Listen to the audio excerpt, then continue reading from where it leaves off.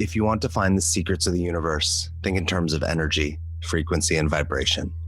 The day science begins to study non-physical phenomena, it will make more progress in 1 decade than in all the previous centuries of its existence. Nikola Tesla. Welcome to the Frequency Shifter Show. I'm your host, Corene Summers, founder of Artisan Farmacy. In this show, we explore ways to raise the frequency of ourselves, one another, and our planet. We're digging deep into all things metaphysical, from what is frequency to the power of sound, the Schumann resonance, our DNA, Reiki, the energy of water, and beyond. All to shift our minds and bodies back into alignment with richer states of connection, elevated awareness, and maximum human potential. And we're bringing on the global experts and thought leaders to share their wisdom as they let us pick their brains around all these juicy, mysterious topics. First of all, I don't know who Ricky is. And metaphysical? Schumann's Renaissance? I don't even know. What are you talking about? Wait a minute. I need us to take a step back and calm down. What are we even talking about here? Oh yeah, I forgot to mention, I have a co-host. The universe insisted, what can I say? This is Alex Terranova, founder of DreamMason. He's sort of a newbie to some of this frequency stuff, and he's going to help keep everything balanced, grounded, and relatable. So this show isn't just for the experts to nerd out on all things metaphysical, but it's an open, welcome space for everyone to explore the mysteries of the universe and raise our frequencies together. Hi, and welcome back to the Frequency Shifter Show. Today's episode was really exciting, and it was a powerful one for me. Rebecca Keating, I'd actually been trying to get on the show since season 2, so was thrilled to finally have her on season 3. Her business is called the Shaman Sisters. We get into crystals and shamanism and ceremony and prayer and all of that. But most importantly to me, we talked about Kambo, which was it's a frog medicine, a shamanic frog medicine. You'll just listen to find out a lot more. But it was the first time that I actually shared my journey with Kambo, which was something that had been suggested to me repeatedly to help with my Lyme disease symptoms. And it's interesting because they told me that I needed to go back and I didn't. I started having flare-ups again. So I'm like ready to schedule my next Kambo session already. And I think we might have convinced Alex to try it. I don't know. I'm pretty close. I've been researching people in San Diego based on Rebecca's advice and like where to look and her experiences. But what I loved about this episode, she really breaks down what Kambo is, why it serves us, how it helps us. We also talk about, I loved getting to hear about your experience, which I knew, but with somebody who knows about Kambo. I liked that we talked about indigenous practices, and we like really challenged her as a white woman to, as a white woman who leads indigenous practices. We really asked her to look at, the responsibility and that requires, and how do you take that on? And it was pretty beautiful how she spoke about it. And I love that she was open to even fielding that question, because a lot of people I think wouldn't have been.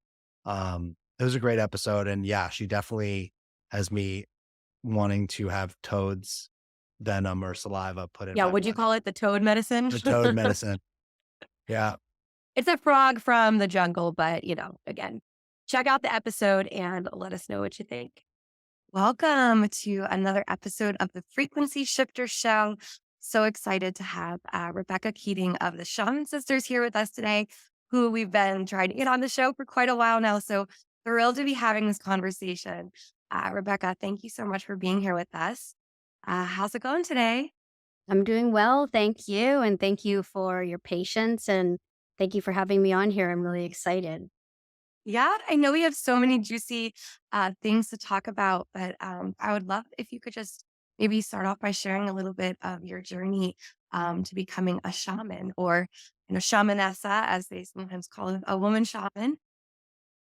Yeah, so I was my journey started quite early, and I was in nursing school actually, and so I was becoming a registered nurse.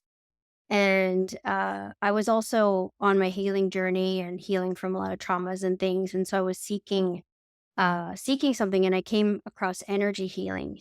And um, as soon as I started learning about energy healing, I was like, I'm in the wrong career. And I was in my second year of nursing, and I was like, oh no.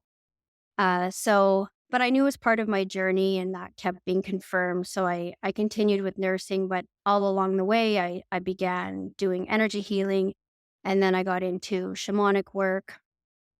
And actually, how I got into that was when I was a nursing student and working in hospitals and stuff. I was really getting affected by energies. I was getting exhausted and picking up on all this stuff. And I went to see a shaman, and the shaman recommended black tourmaline to me. And I wasn't into crystals at all. She said, you need to put this in your home and wear it to work, and taught me how to start smudging with sage. And when I implemented those things, it was like a game changer for me. And so throughout my entire nursing career, I was using those. And then I started going into shamanic training and doing many different types of shamanic training. And eventually that led me to, at a certain point, leave nursing and completely move into this whole new realm that I do with crystals and shamanic work and healing. And so it's been quite a journey. And I'm also very grateful that I'm able to do what I do, and that I was able to kind of step away from my conventional training and do what I do now.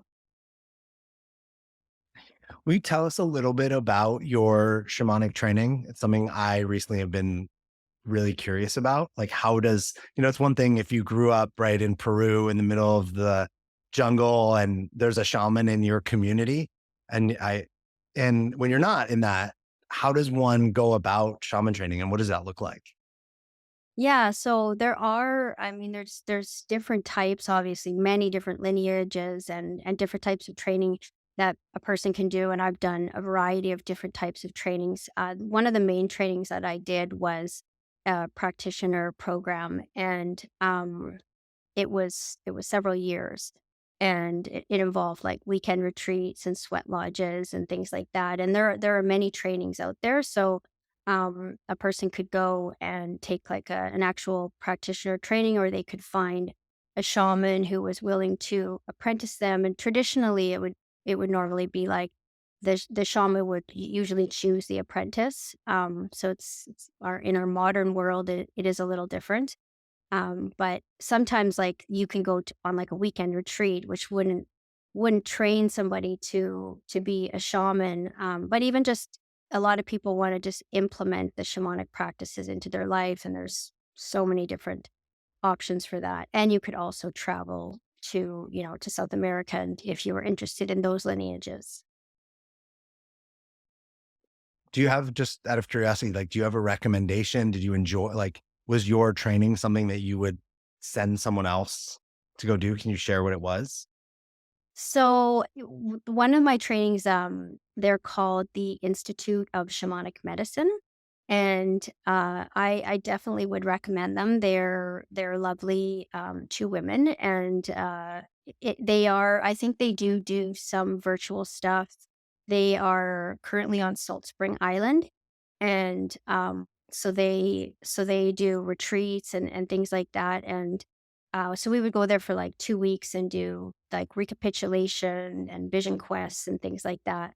So I would recommend them. There's also I haven't personally been trained, but I think in the US there's the Four Winds Society, and a lot of people will go to, like, I think it's called the Light Body School. Some of my Andean teachings come from, not from Alberto, but from other people who sort of trained him, actually, some of the Andean teachings that I have. So I know that the Four Winds is another option for people that can be quite good and recommended as well. Can you tell us more about what a vision quest is? I'm So, curious, more like intense. I've had some really intense, like shamanic visualization experiences. So I'm curious if you've had any intense or transformational experiences on that part of the journey. yeah, so one of the vision quests that I went on was essentially like you're out in the middle of nowhere, like in the forest, You get no lights, you get no clothes. The clothes you're wearing, but nothing else. You get no blankets and no food. And you're essentially just there. And the whole purpose of this particular vision quest, was to really work through fear, because it's kind of scary at nighttime in the forest with nothing, and you're For how hearing long? this one was just a night, one night. Some people will do vision quests for many days. So it wasn't that bad. But sometimes people will do vision quests for a lot longer. I haven't done a vision quest for that long. It was just one night, but it was still quite scary not having anything at all. So, and then you're hearing, wolves and things like that. So, yeah, it was quite the experience. I love that. Like kind of just getting a peek into what that is. What is I think I shared this with you before we started, and I'll give a little context for the audience. Recently when I was working with some men and we were using like energy practices, and it was simply to introduce them to different things that they weren't familiar with, and how these things weren't like just for women.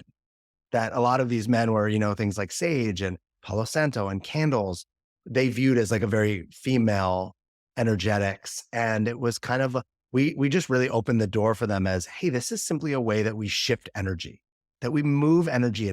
And I'm not the expert on exactly each thing, but let's just open this conversation.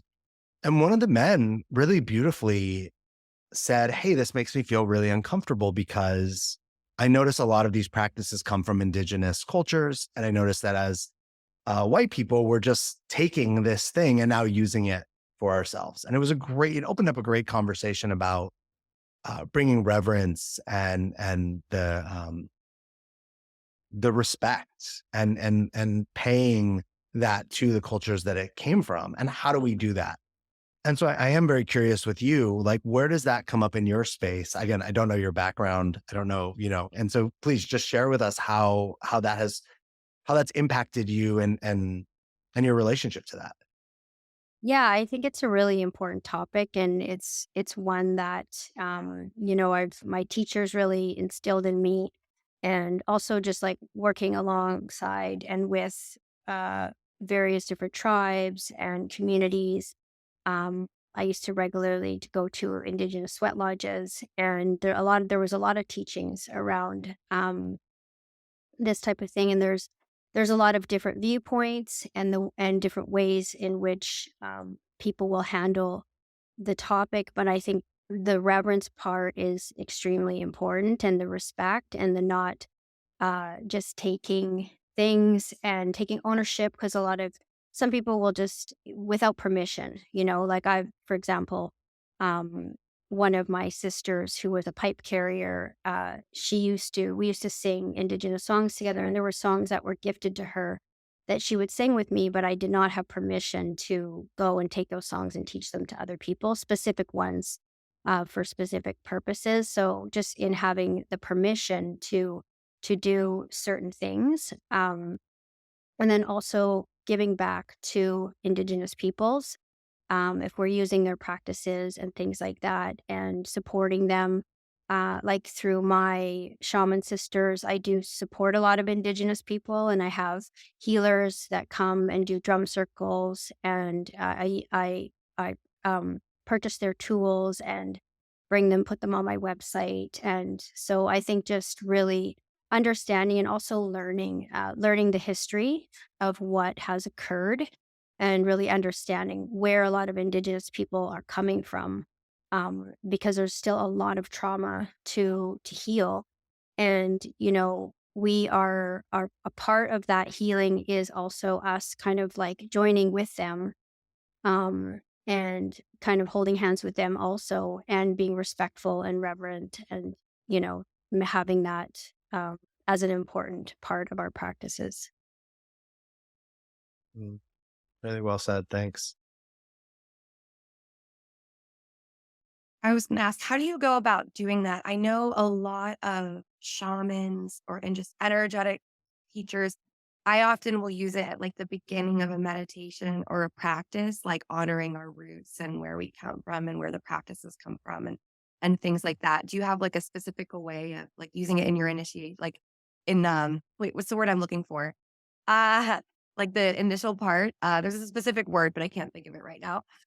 I like to do land acknowledgements. So, like learning about the land that you're on. And then when I'm doing like a specific ceremony, I will do a land acknowledgement. Um, and I also had to learn how to do that properly because there's a proper way to do a land acknowledgement. And then also learning how to pronounce the words. And then also like on specific holidays, like I've learned more and more in my learning that like some specific holidays are connected to like, essentially like the stripping away of indigenous rights. And so I will often make that holiday about maybe giving back to indigenous people and promoting awareness around what the real meaning of that is, like Thanksgiving, for example. Um, and so it's just learning, and there's so much to learn. I don't know if I answered your question though. Is that the answer? No, you did. It's shocking to find out about the holidays. I'm so glad that there are people out there now doing that because so much of it, like you said, it's just about education and once people know, the word I was looking for actually was invocation. Oh, And yes. it's like once people know, then you can do things like that. Like it's so much about just bringing the intentionality and having I think having the conversations. Is Um, oh, go ahead.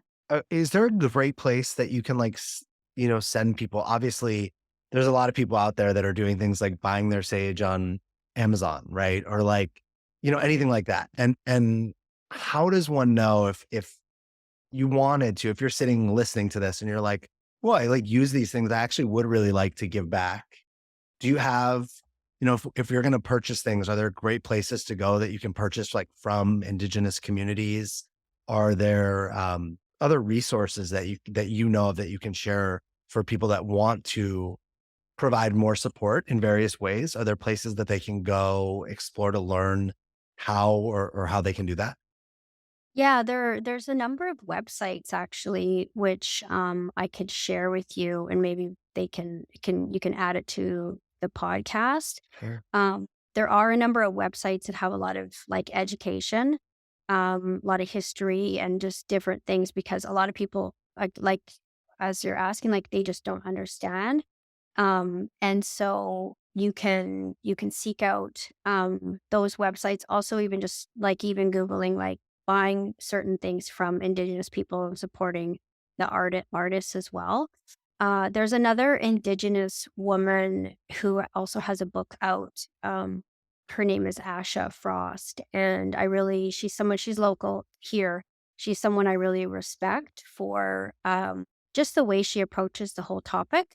It's very inclusive, but she's also doing, doing a lot of teachings and sharing, and it's not from a place of, um, because some people are still carrying a lot of trauma, and of course, there's trauma and anger and things like that, but it's coming from a loving place that is inclusive. So I really respect her work. So she's someone I would recommend people to check out. And then I can send you some websites. Wonderful, thank you. Yeah, we'll drop those in the show notes below. Um, I would love to talk. We talked a little bit about this before we got started today, but I would love to go the direction of combo.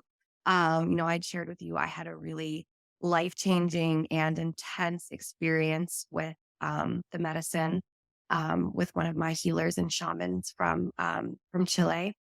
And yeah, it was an incredible experience, absolutely life-changing. Could you just tell us like what it is and a little more about it just to educate people who maybe never heard of Kambo before and we can dive into that a little. Yeah. So Kambo it's a secretion that comes from the tree frog from the Amazon, and it's from South America. My first experience with it was in Peru actually, And right away, I had never heard of it either. I just was there, and we went there for other things and ended up doing Kambo. And I felt really drawn to work with this medicine because I had such a profound shift from it. So it's a secretion that actually goes onto the skin, and it's a detoxification immune system booster.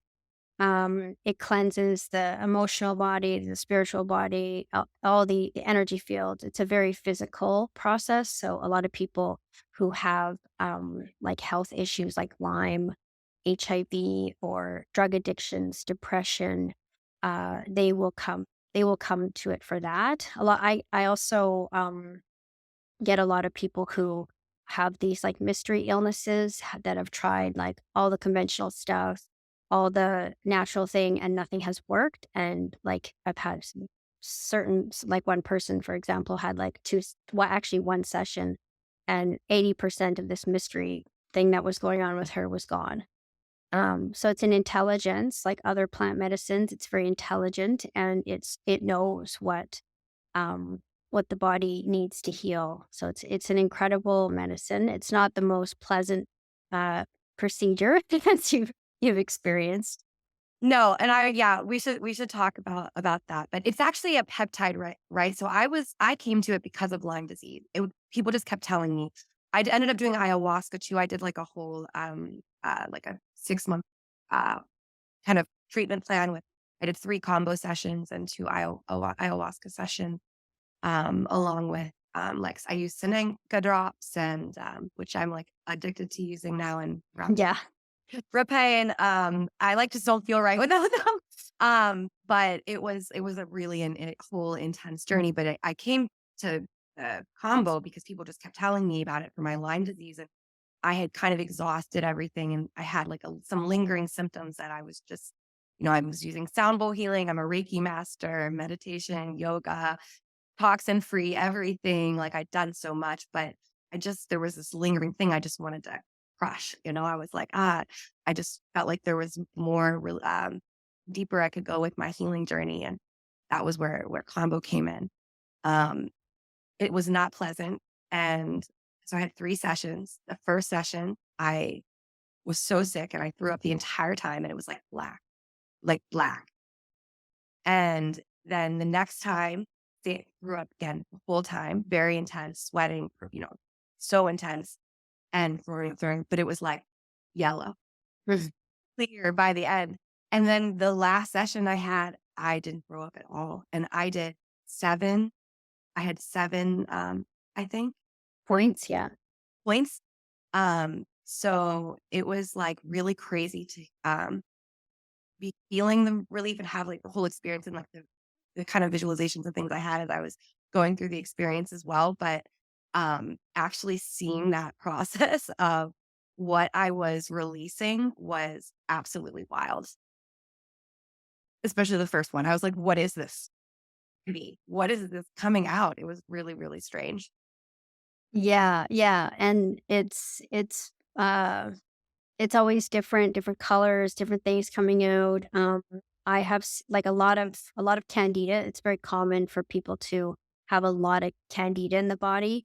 I've also seen like nanotechnology come out many times, like things like metallic type stuff. Very inorganic. So it really gets to like the way I describe it, like you can do all the detoxing and the candida cleanses and all this stuff, but there's certain things like when you see how sticky candida is, it's like glue. Like that is never coming out of the body on its own. So it's those types of things that it pulls out of the cells. Um, and also, like when you mentioned the peptides, I can't remember the exact number, somewhere around 20 different peptides. And they all have different actions. And the pharmaceutical industry has been able to replicate, I think, something like 5 of them or so. And they put them into pharmaceuticals, but they're not able to replicate all of them. And it is legal, which is really good that it is a legal substance, and hopefully it stays that way. To get some more clarity, I've not had this experience. It does, but from what I thought I've been told, right, it's not a hallucinogenic. It doesn't get you. You're not high, correct? Right. This is a bot. This is more of a body release. You're conscious. You might not want to do things because you might be having an experience, as Corinne described. But is that correct? Right. This is not a like people don't do this for fun or to get high or to go on a journey. That's right. Yeah, it's definitely like It's not fun. yeah, it's not fun, and it's not psychedelic. It's the odd person will have a psychedelic, maybe a vision or something, but in general, it feels much more physical. Yeah. And I always tell people, especially if it's their first time, like they're nervous and things, and it's the result after. That's why we do Kambo. we don't Sure. we don't do it for the actual process, although maybe the odd crazy person enjoys it. And a lot of times, So good after. yeah, Worth it. So worth it. Especially if you have something serious that you're like really trying to release, I think. Did we even say that it comes from a frog? Yeah. Yes. Yeah. yeah, Did we say that part? The Yeah. Kambo, the frog, that's one of the things that happens is I can feel it. Like literally thinking about it right now, I can feel it all in me right now. The way that your face puffs up, the puffy frog cheeks, and it feels kind of like your head is going to explode off of your body for just like a few seconds. Yes. But I did have visions, but I think it's because I'm very visual and I'm a Reiki master and that's like my flares. Like I'm very visual. And so I could see in my mind, like I could visually kind of sense what I was releasing, the trauma and the different scenarios and things that had impacted me. So yeah. Some people will have visions. In general, though, it's the physical process that people are. But it's not that bad, and it's well worth. Like I had mentioned, I've had really good success with Lyme, extremely good, and other things like HIV and all sorts of things, severe depression, addictions, amazing for addictions. So really, a really great medicine. What about it's people? like an immune reset, right? Oops, like the peptide, it like Yes, resets the immune system. totally resets, and the hormonal system as well. Yeah, so it's great to do like a series of 3, and then your immune system is totally boosted. Like if I ever get something compared to like my partner, I'm like way better than him if I get something even. Usually I don't, but if I do, he's like 10 times worse. So even for somebody, let's say I'm listening to this and I'm like, well, I want to have this experience. I want to like cleanse myself and I want to have this experience. There's nothing like labeled as wrong, right? There's not like a surface level, like, hey, this is the issue I'm dealing with. But I relate to is that, hey, we're all getting battered with toxins constantly, right? No matter how we live, we live in a world that is just overwhelming with toxins. And we're so many of them are like in our bodies. So for, I'm hearing it as like, it's great for anyone, right? Regardless of whether you're dealing with something or not. Yes. And you just want to be more clear, more healthy. You want to be able to respond better to just the right everyday colds or germs. Where do people, obviously you help people with this, but you're in Canada. I think Corinne, you did your experience in South America, I think. Is this My shaman was actually visiting in Chicago. So like okay? Chicago, I know people in Chicago and New York City. So people can Yeah, reach if they want a connection there. You can find people too on like on the line. But I would trust Rebecca. I would love to hear from you where you recommend because yeah. How do you find I people? have my shaman that I trust, but like it's a very nerve-wracking thing to just like go to anybody out there that's a practitioner. Yeah, I would suggest Googling like Kambo practitioner, and then definitely doing your research on that person. I feel like with Kambo, experience makes a very big difference in how you're served, because various different ways of working with the medicine. It's a very safe medicine, but I feel like experience is really key. Having someone who's quite experienced with it, and then just doing your research and making sure that that feels like a right fit is important, and making sure that they're like they have the actual Kambo training, because some people they go to South America and then they start serving Kambo and they're not trained. It Is happens. I'm actually thinking about doing the training because I want to be able to do it for myself because I'm feeling like I'm wearing back down. Like I need to, they told me I would probably need to do it every year. Yeah. And so I'm feeling like I need to do it again. But yeah, maybe I'll be a practitioner one day. Yeah, and there's some good schools that actually will teach you how to, as a first level, how to just administer it to yourself, and then you can move on to the next levels and do practitioner if you want to. Yeah. is there It seems like anything intense. is there anything that people, if I were talking to somebody about ayahuasca, let's say, I would never want to like push somebody into that. I really want people to feel called to that on their own. I'm happy to share my experience and how magical it was. I also always share how dark the parts of it were, right? I don't want to like gloss over that it's this amazing, one of the best experiences of my life, and also one of the most terrifying at times. Um, and like I share like, hey, this was my experience. Is there anything in this that obviously you said there's like purging from the combo? Is there anything that people should know that's kind of like not the nice, like a healing side of it that we would want to like share with people also? I don't know. There might not be. I mean, it's just more of the it's just more of the uncomfortableness of it. And so that's like more of the thing. Like it's not something that a person would just jump into that didn't know what they were getting themselves into because they would think they were, they would be very scared. It's more the comfortableness. The other thing, like people can faint on it as well. And it's good for people to know that, there's a possibility that they might faint, which is okay. It's you're in safe hands and it can happen. It's actually common. Uh, but I think that's about it. Like it really, like when you leave this ceremony, when you're done, you typically feel really good. You might be tired, but after that, there is an integration, but it's nothing like, I mean, depending on the person, there can be more heavier integration, but some of the other plant medicines are a little more heavy on the integration. With Kambo, you feel pretty good, and then you're just like more clear, more grounded, especially if you go in as a healthy person. You're just going for, clearing, detoxification, boosting your immune system. You usually just feel more grounded, more clear. Even like maybe some habits that you didn't realize you had get shifted. So things just kind of start to shift. I know we haven't talked about crystals yet. Probably a direction we should go, given your amazing shop, the Shaman Sisters. Um, do you have a direction you want to go with that, like a favorite crystal? I am recently obsessed with moldavite and um, starting to work with some of the like higher energetic crystals. A little Mhm. a little excited. But yeah, I guess I don't know what direction to go with the crystals, but I want to tap your brain. I don't I'm even in my have to offer on it. I'm in my crystal cavern right now. I actually do have some really big pieces of moldavite in here.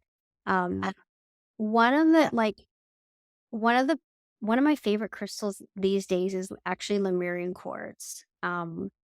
I'm holding like one here with like all these rainbows in it. Um, yeah, it's really It beautiful. has like a light ball in the middle. It has like there's like angel wings in here. There's rainbows. Yeah, there's lots going on.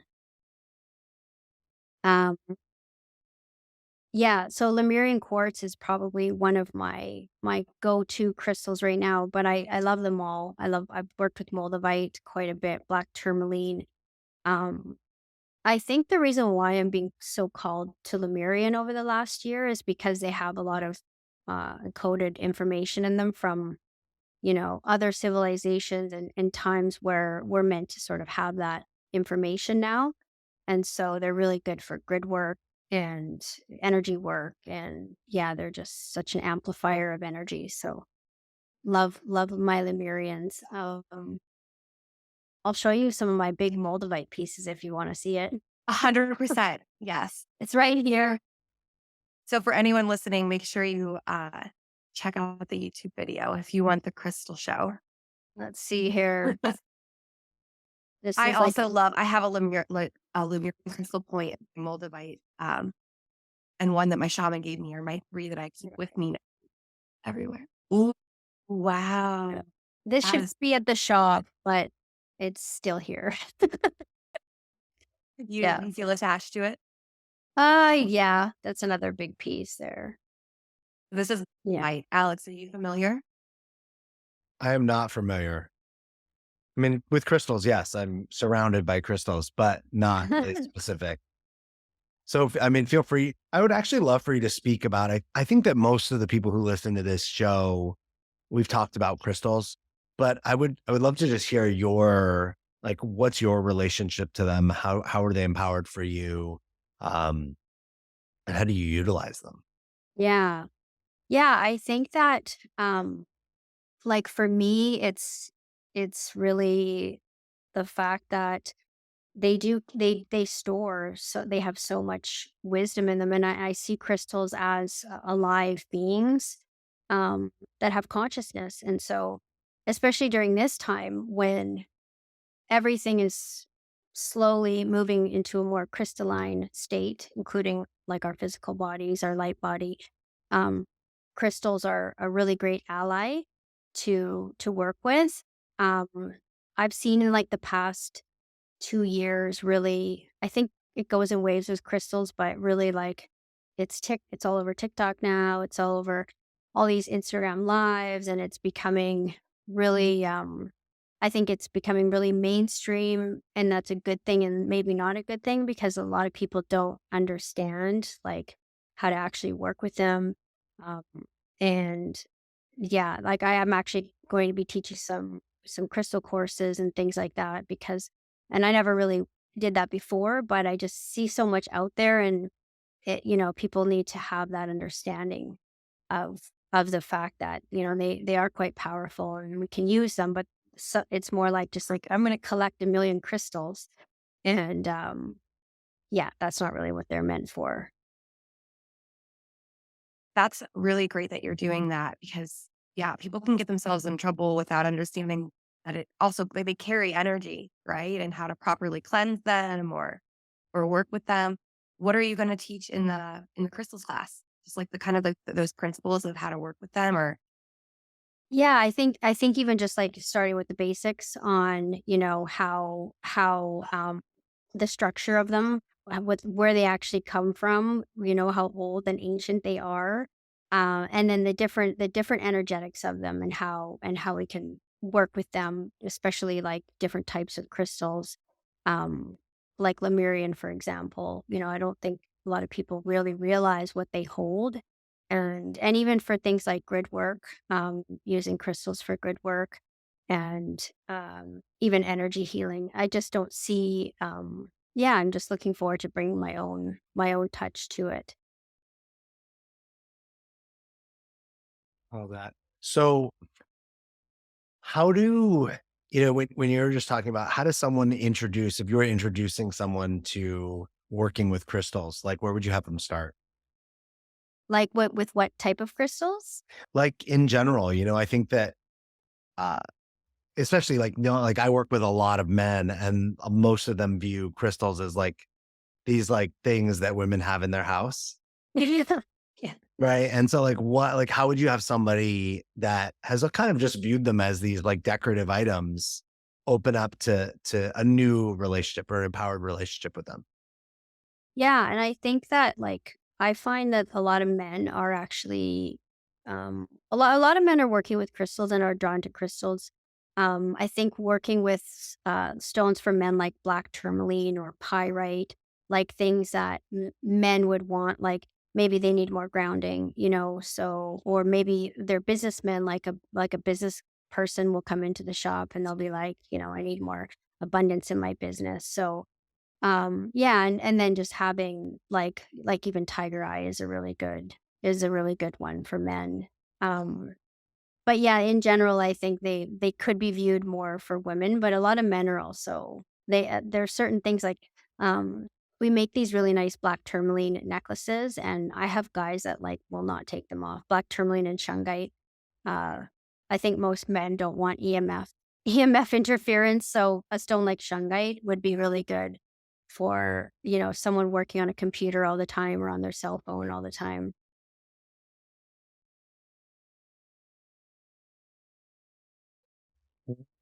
Do you think that like how much importance to where people source their crystals? Because nowadays, right, crystals are everywhere. Yeah. Yeah. I think it's very important. And then, a lot of people are getting their crystals from China, um, and things like that. And it's also, Ordering them on Amazon. yes, ordering them on Amazon. I handpick all the crystals that I buy, which is not very good for productivity in terms of time, but I still do it. I still do it because I like to feel their energy and have a connection with them. And a lot of people will say, "Oh, my crystals are ethically sourced," and I do my best to ethically source. But if people are being actually truthful, it's kind of not like I see shops that are definitely saying they're ethically sourced and there's no way they could be. Um, but I think consciously sourced is a better way of viewing it and saying it. And then, yeah, that's why I pick everything myself. I hold it, I touch it, I make sure that energetically it feels good. Because some crystals are just not happy, depending on what mind they were pulled out of, the conditions they were pulled out of, where they came from. So it is very important to know the source of where you're getting them from. And that's such an interesting thing that happens too, right? When something like this becomes popular and a trend. Like I love seeing it become a trend, but then we're so like all about so much consumption and, like how many, having all of the crystals and then what is going to happen down the road to get more crystals for more people? Like what corners are going to be cut? So guys, definitely, check out Rebecca's site and Shaman Sisters and in general, that's just like really good advice. What can people do to make sure, if they're not going to your site, that where they're getting them, like how can they do the best job possible to get something that also has the energetics. The thing that irritates me too is the fakes, like people thinking that they're getting something that is going to help them in some way. And I know a lot of it is about the intention. So they'll still have the intention around it and some benefit, but, still there's a lot of junk out there. Yeah, I think just if it's like off a website, then reading, because the website should share some kind of information on where they're sourcing them from.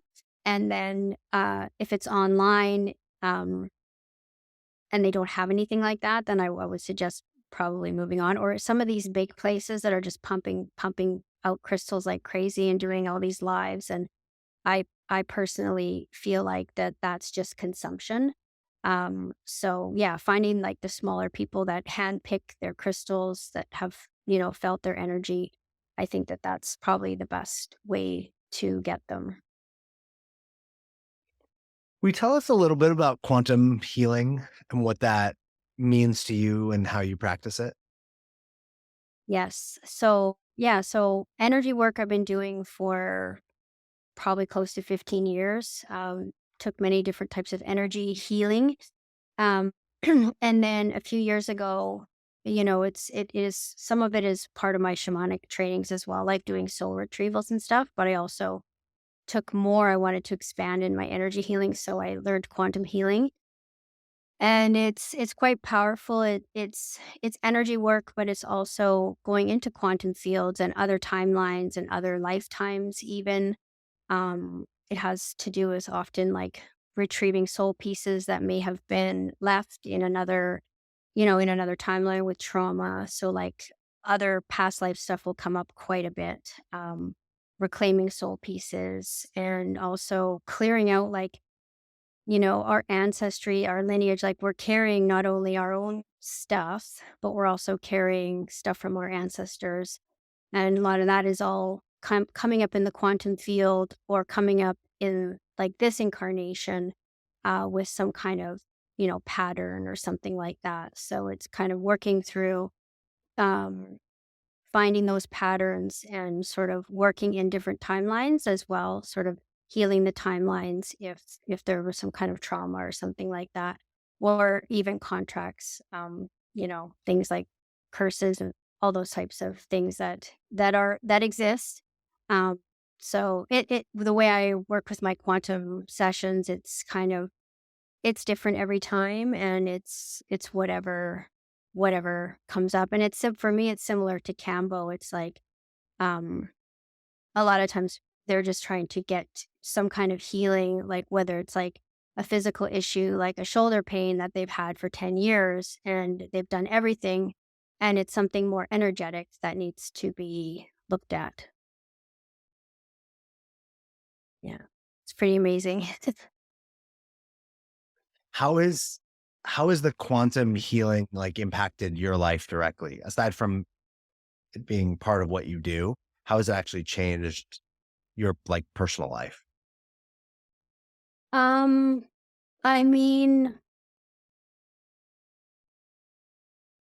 it's opened up my awareness into other realms and dimensions, definitely. It's opened up, it's expanded how I view the field, the field of consciousness and the other timelines that we're interacting with, and seeing, like, even though we're in this physical body with this in this realm, there's a lot going on that's happening at the same time, and we can access that. We can access that, and um it's not just the bad, the bad stuff, the trauma, the things like that. It's the gifts, is they're also there as well. So we can access this through the quantum field. So yes, it's definitely, I had to think about it, but it's changed my life in a lot of ways, being able to really retrieve things for other people, but also bring that into how I live my life, and understanding,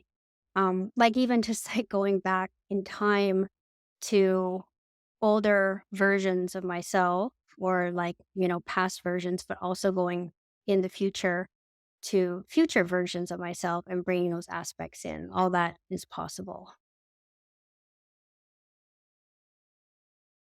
How do you go about doing that?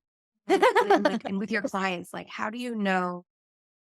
Maybe this is a silly question, but like, to go backwards or to go forward? Or how do you know, like, what timeline to go into? Or is it all spontaneous in the experience and led by something else? Yeah, if I'm in a session, it's all spontaneous. It's just what shows up. So it's basically, yeah, it just takes me there. It's really quite incredible.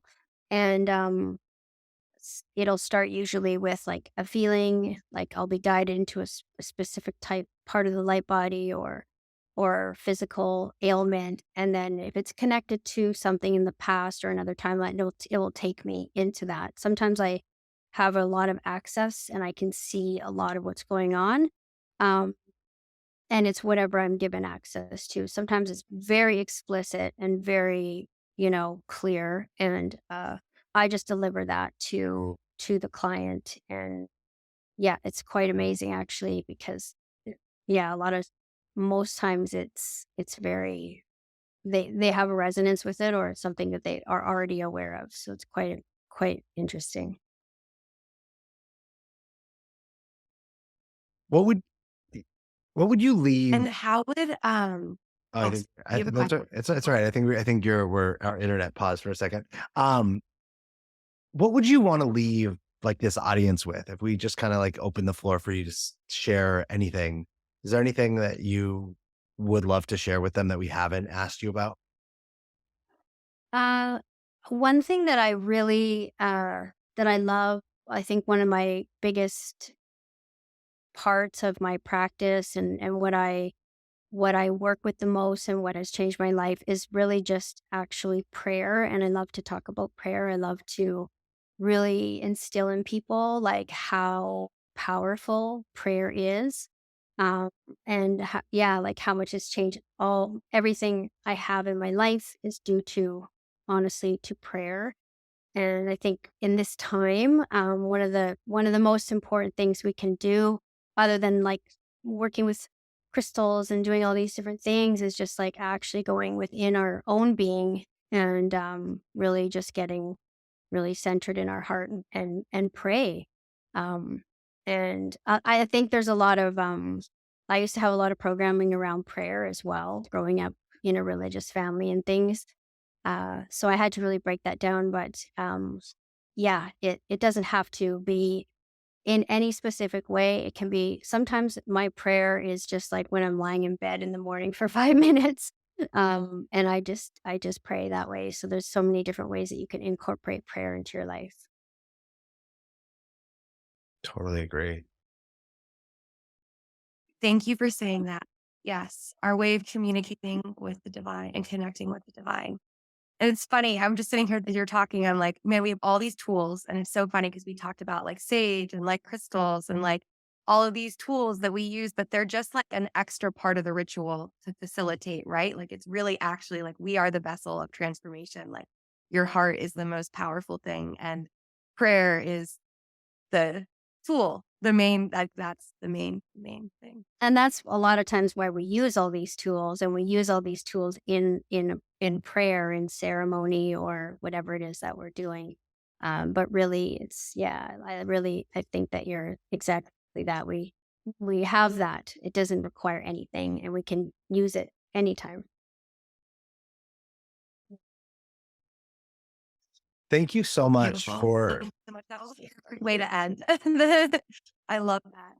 Sorry, my internet I think is being whacked right now. I'm not trying to keep talking over you, Alex. totally okay.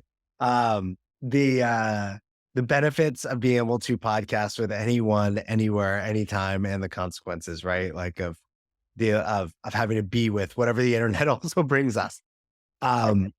Thank you so much. I'm going to leave this to you, to Corene, to wrap us up. But I just want to say thank you. I love when I get introduced to new things on this show. It's my favorite part.